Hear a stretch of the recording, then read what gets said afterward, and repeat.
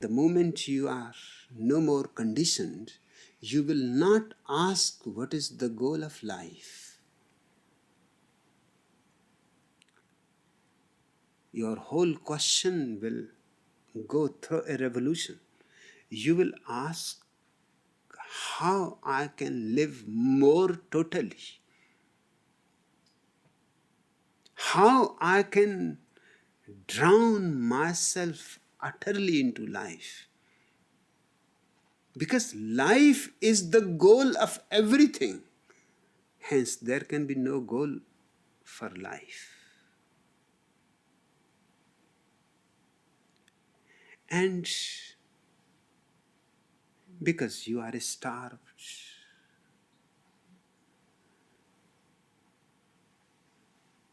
and except death, there seems to be nothing.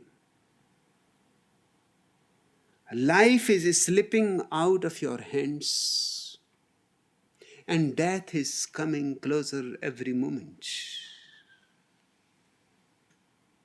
You cannot dodge death. I am reminded of a story, a very famous Sufi story. A king dreamt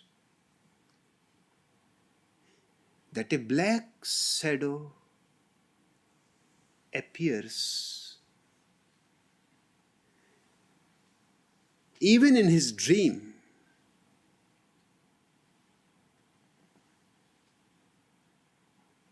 He freaks out. He said, "Who are you? And what is the purpose of your being in my dream?"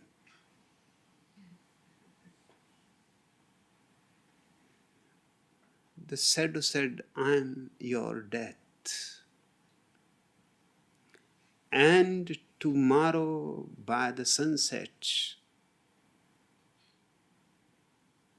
we have to meet. I just came to inform you because you are a busy man. Ordinarily, I don't go to inform people. But you are a king. You are very special. A VVIP.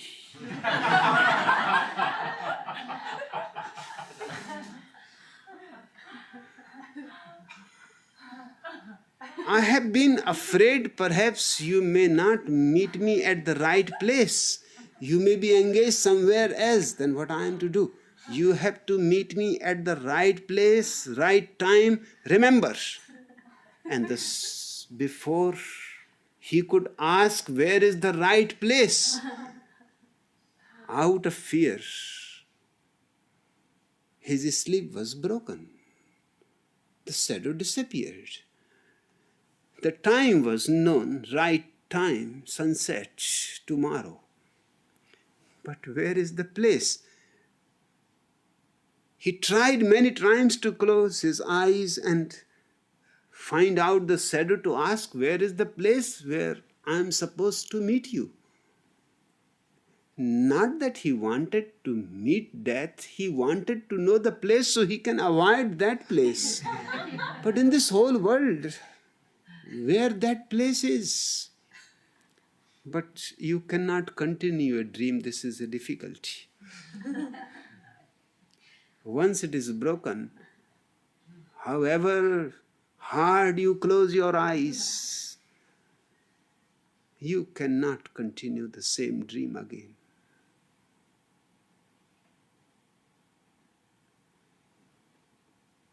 He became so afraid that in the middle of the night he called all his wise men, his astrologers, his priests, palmists, prophets, and he said, "You decide where is the right place so that I can avoid it." And they all started looking into their ancient scriptures, and morning came and the sun started rising, and once the sun started rising, the king became more and more afraid. Because sunset is the end of sunrise. Sunrise is the beginning of sunset. When there is sunrise, sunset is not far away. The sun has started moving towards sunset already. And those people have not reached to any conclusion.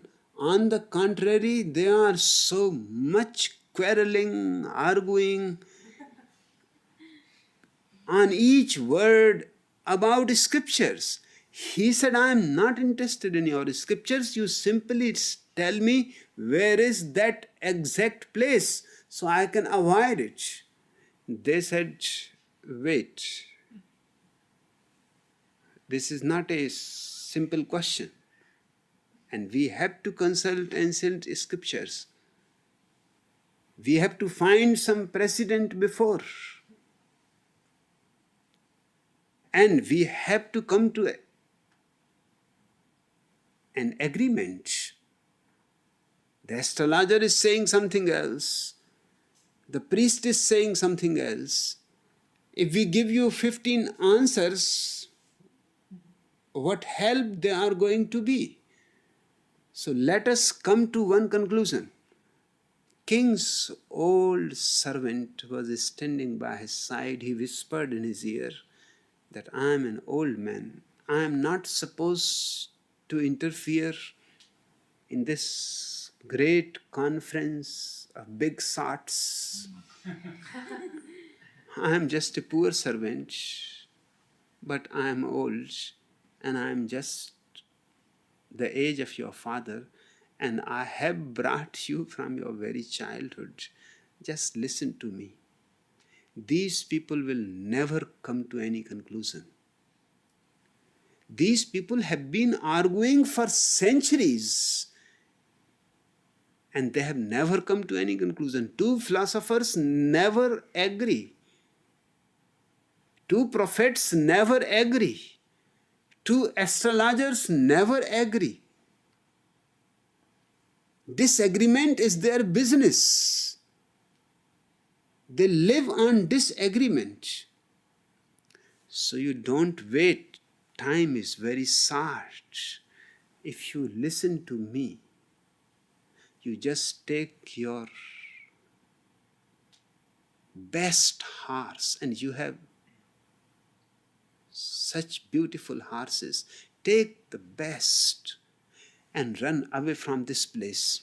At least one thing is certain, you should not be here in this palace, in this city, in this kingdom of yours. You escape anywhere. The idea was striking. The king said, you are right, because these people are not going to settle before sunset. He escaped. He took his best horse. And by the evening, when the sun was just going to set, he has crossed the borders of his kingdom, entered into another kingdom. He was just so happy that he has escaped. Now it is not going to be possible for death to find him. To rest for the night, he went into a garden. He was thanking his horse, because the horse has done really a miraculous job. The whole day he has been running so fast. Even the king has never seen him run so fast. He didn't wait to drink water. He didn't wait even for a single moment's rest, as if he understood the urgency. And he was thanking him that you saved me. I thank you and I love you and I will reward you.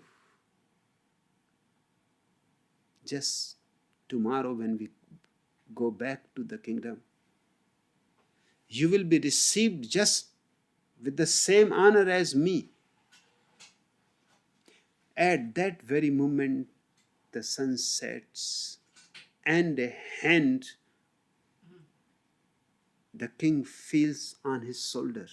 He looks back, the old dark shadow he had seen in the night.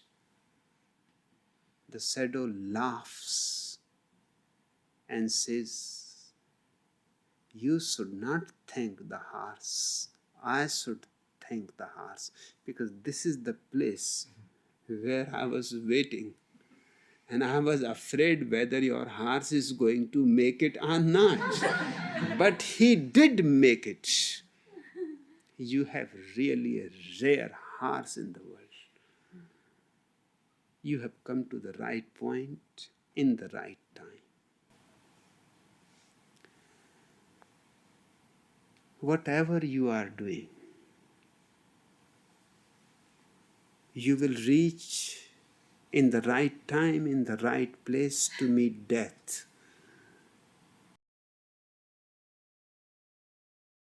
In the East, we have tried for a breakthrough, not for a breakdown. The breakthrough takes you above the mind, and the breakdown simply pulls you to a subhuman level. But for that too, the society is responsible. It gives you too much ambition, which it cannot fulfill.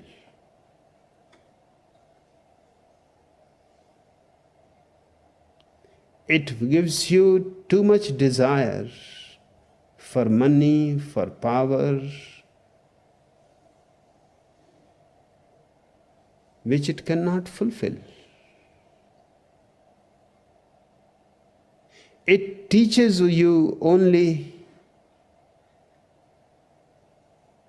how to go on climbing the ladder of success, higher and higher.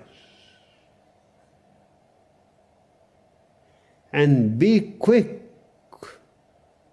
because you have only a small life, and so much has to be done. There is no time for living, no time for loving, no time for rejoicing.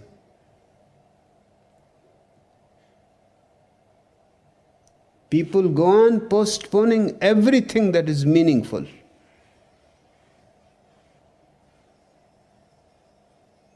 Tomorrow they will laugh.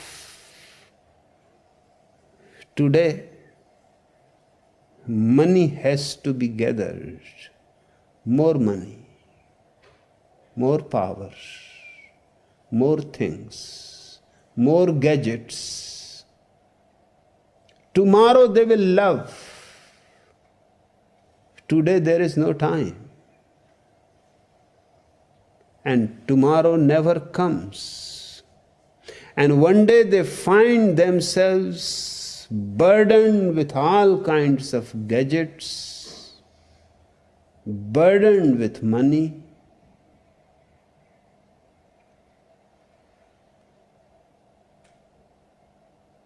They have come at the top of the ladder.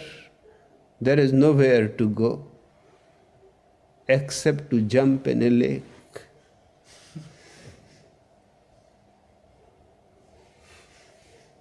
And they cannot even say to other people that don't bother to come here, there is nothing. Because that will make them look stupid. That you have become the president of the country and you are saying, here is nothing, don't bother. This is simply a ladder which leads nowhere. So they go on pretending that they have achieved. that they have found. And deep down they are empty, meaningless, and they have wasted their whole life.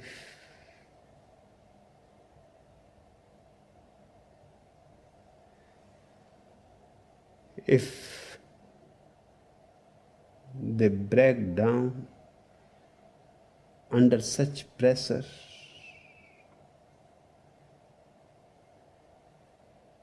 the society is responsible. The society is driving people mad.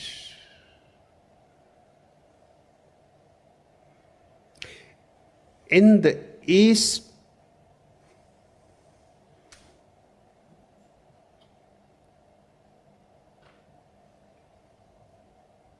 you will not find so many people mad, so many people committing suicide.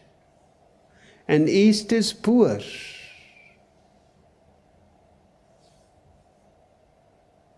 So poor that people can't manage to have one meal. Mathematically, they should be committing more suicides, going more mad. But no, they are not going mad, they are not committing suicide.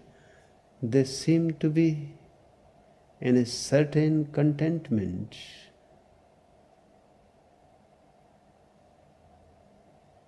Because ambition is not being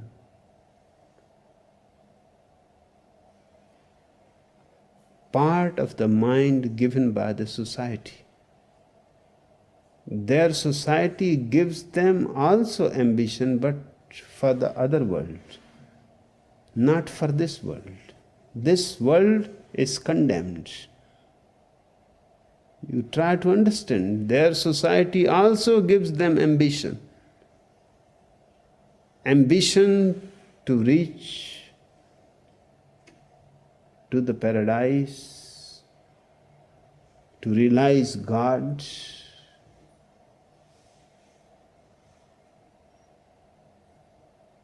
But that ambition is against the ambitions of this world. Renounce this world. Here there is nothing but shadows. It is illusory. And because for thousands of years they have thought it is illusory, it is worthless to bother about it, why not look for the real thing so they don't go mad in utter poverty, in sickness, in death, but you will not find them tense, anxious, and they don't need any psychotherapy. Psychotherapy is absolutely Western. It is the need of the Western mind, because first the Western mind creates all kinds of desires and ambitions which are going to create a breakdown sooner or later. Then psychotherapy comes in, and it is now the most highly paid profession. And the strangest thing is that psychotherapists commit suicide more than any other profession. Twice than any other profession. And psychotherapists go mad twice again than any other profession. And these are the people who are helping other people to be sane.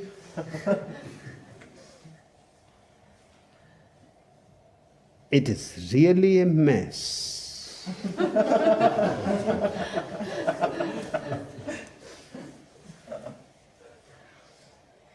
it can be cleaned up.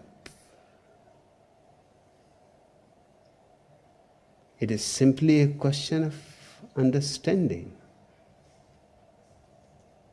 that the mind that we are having is not capable to encounter the reality, because the reality is contemporary and the mind is 2000-year old. The gap is big and the mind fails to encounter the reality. The mind has to go with the reality step by step. It has not to lag behind, and that is possible only if each individual has its own mind, his own individuality. I am basically an individualist because only the individual has the soul. No other group can claim a soul. They are all dead arrangements. Only the individual is a living phenomenon, and we have to help the living phenomenon to be contemporary and to remain contemporary. Because what is contemporary today will not be contemporary tomorrow. So you have to learn the methods of flowing like a river with existence. Each moment, die each moment to the past and be born each moment to the new. Unless that becomes your religion,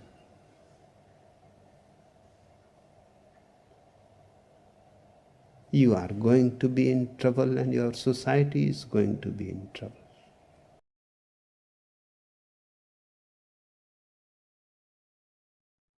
You are born without a name and you are dying without a name.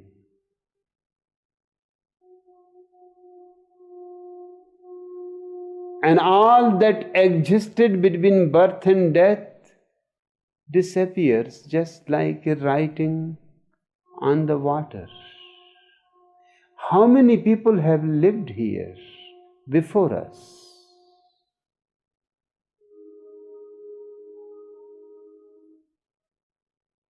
Billions and billions of people.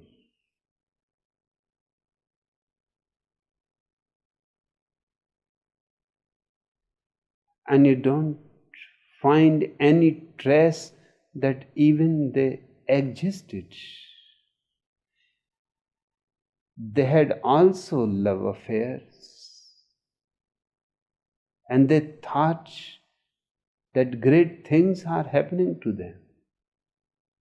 They also had enemies. They also had anger. They also had sadness. They also had moments of happiness. They also knew failure and the pain. They also knew success and the pleasure. They knew everything that you know. And while you are passing through that moment, you think it is so important. But just think of those billions of people who have always thought that when they had fallen in love, this is something unique which has never happened before and which is not going to happen again. but they all have disappeared without leaving any trace. Whether they existed or not, whether they fought or not, whether they loved or not, makes no difference. The sun goes on rising, the moon goes on moving, the stars go on their path.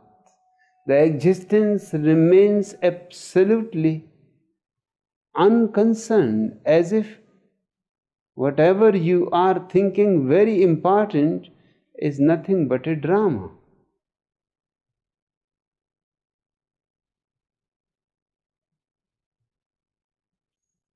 But it is one of the significant things to remember that whatever your experience, this has been the experience of billions of people. So don't be too much concerned about it. Don't make much fuss about it.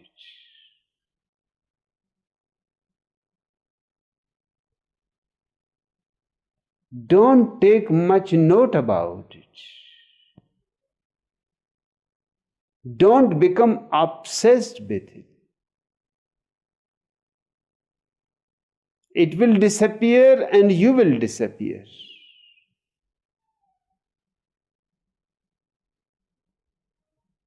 And everything will be silent as if nothing has happened.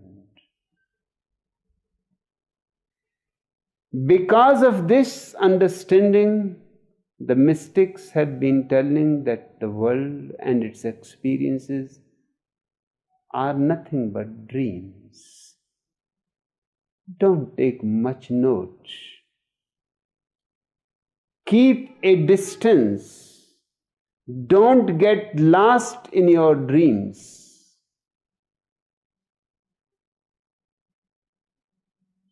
If you can keep a distance from your dreams, you will come to know the only reality that remains forever, which has no birth and no death. That is your pure consciousness. That is your divine consciousness. You can give it any name. It doesn't matter. It is the Buddha